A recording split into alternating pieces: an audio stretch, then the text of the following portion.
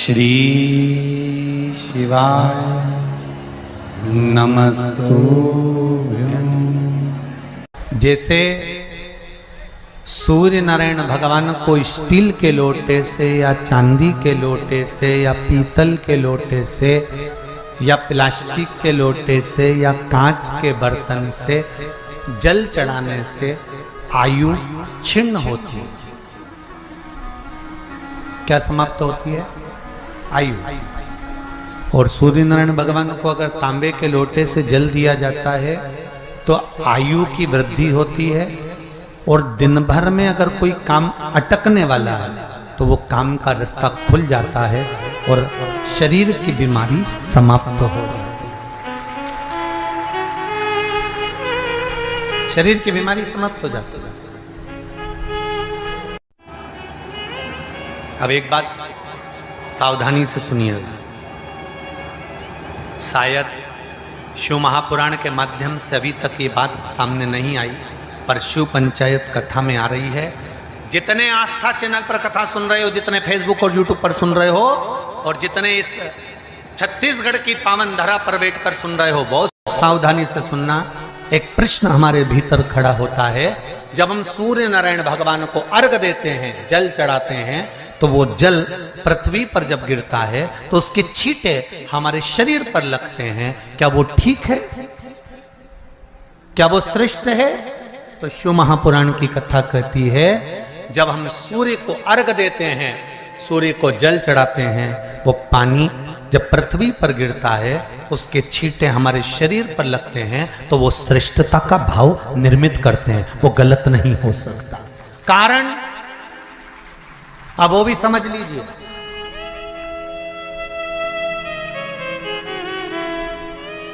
अब सूर्य नारायण भगवान को आप जल चढ़ा रहे हो तो छींटे नहीं लगे, उसके लिए क्या स्टूल पे चढ़ के चढ़ाओगे कि कुर्सी पे चढ़ के चढ़ाओगे?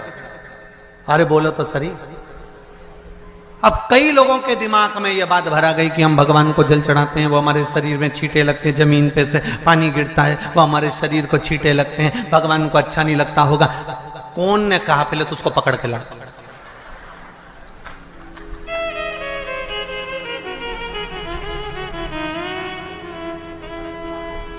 क्योंकि मेरे राम जी महाराज, मेरे भगवान कृष्ण, बड़े बड़े संत, साधु, सन्यासी, तपस्वी, साधक, उपासक जितने भी हुए, जिन्होंने सूर्य की आराधना करी, इन्होंने टेबल पे चढ़कर या कुर्सी पे चढ़कर जल नहीं चढ़ाया। इन्होंने पृथ्वी पर खड़े होकर ही, क्योंकि पृथ्वी तत्व के देव हैं शिव। जब हम मृत्यु लोक पर खड़े होकर, पृथ्वी पर खड़े होकर भगवान शंकर का भाग पृथ्वी तत्व को धारण कर कर जल को हाथ में लेकर जब समर्पित करते हैं, और जो जल नीचे गिरता है वो शरीर पर अगर लगता है तो हमको उसका आशीर्वाद ही प्राप्त होता है, दोष नहीं लगता। पर लोगों ने इसको विपरीत कर दिया। कि कौन ने विपरीत करा? कई लोगों ने इसको विपरीत कर दिया। कौन ने विपरीत करा? तो जो दूसरे धर्म के लोग होते हैं, जिनको हिंदू धर्म से नफरत होती है और जो हिंदू धर्म की पूजन, सेवा, अर्चना को समाप्त करना चाहते हैं, वो धीरे धीरे धीरे धीरे कहने लगे कि सूर्य को जल चढ़ाओगे तो शरीर में लगेगा, शरीर में लगेगा तो दोष लगेगा। इसको कह कहकर घर घर में सूर्य को जल चढ़ाना लोगों ने बंद कर दिया कि आप जल चढ़ाएंगे तो दोष लगेगा, शरीर पे छींटा लगेगा, शरीर को ऐसा लगेगा। ये दोष नहीं है। कितनी सुंदर बात है महाराज। सूर्य नारायण भगवान को जब जल चढ़ाया जाता है, हाथ सिर से 8 इंच की दूरी पर होना चाहिए। जम के बोलिए, सिर से कितना ऊंचा होना चाहिए? 8 इंच ऊपर अपना हाथ होना चाहिए मस्तक से सूर्य को जल चढ़ाते समय।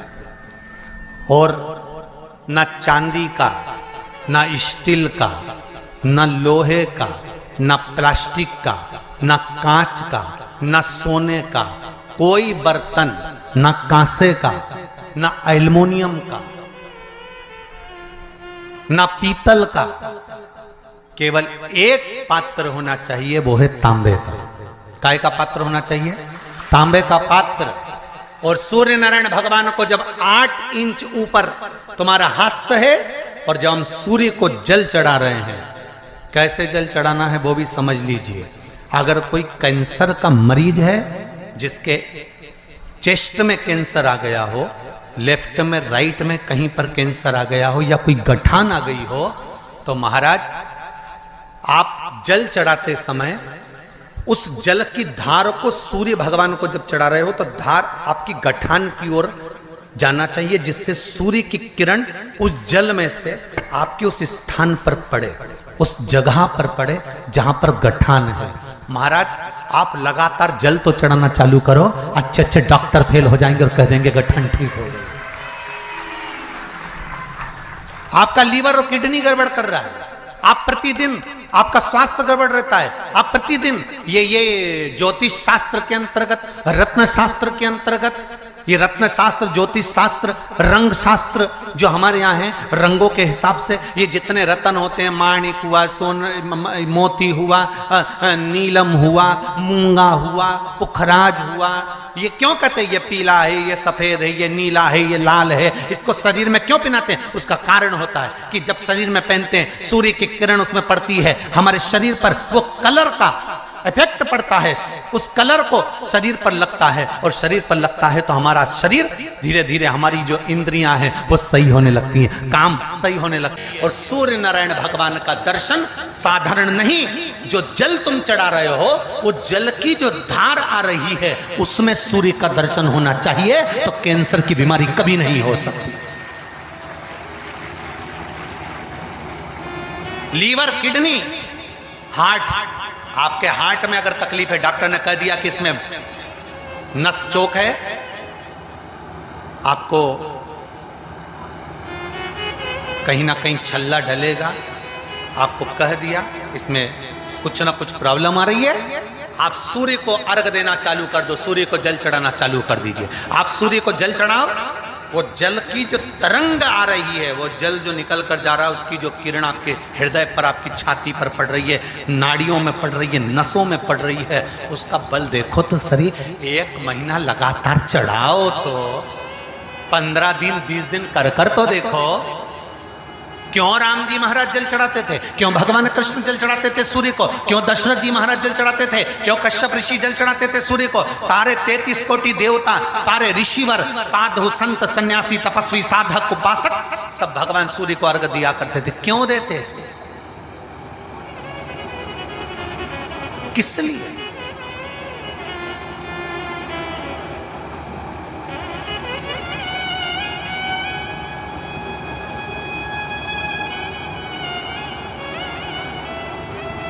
सूर्य नारायण भगवान को जल चढ़ाते समय आपके पंजों की एड़ी ऊंची नहीं होना चाहिए, ध्यान दीजिएगा।